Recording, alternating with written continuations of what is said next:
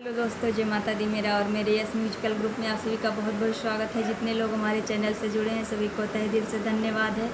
सबके लिए मैं मंगल कामना करती हूँ, सब लोग स्वस्थ और मस्त रहें। तो एक मैं बहुत ही प्यारा हंसी मजाक का चुटकुला गीत लाई हूँ।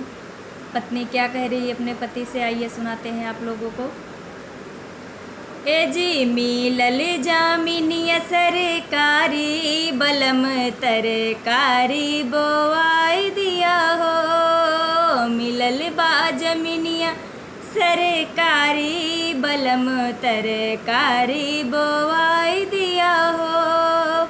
कारी बोआई दे तरकारी बोआई द्या, कारी बोआई दे तरकारी बोआई द्या। मिलल बा अरे मिलल बा जमीनिया सरकारी, पिया हो तरकारी बोआई दिया हो।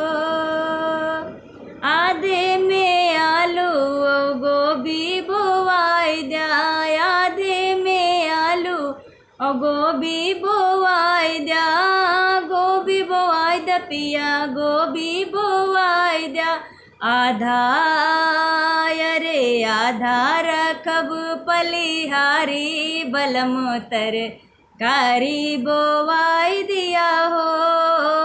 आधा रखब पलिहारी, बलम तरकारी बोआई दिया हो।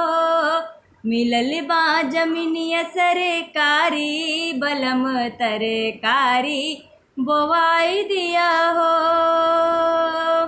आलू यो गोभी ननद का पठौबे, आलू ओ गोभी ननद का पठौबे। ननद का भेजौबे, ननद का पठौबे। आधा अरे आधा देव पटीदारी, बलम तरकारी बोआई दिया हो। आधा दियब पटीदारी, बलम तरकारी बोआई दिया हो। मिलल बा जमीनिया सरकारी, बलम तरकारी बोआई दिया हो। मिलल बा जमीनिया सरकारी, बलम तरकारी बोआई दिया हो।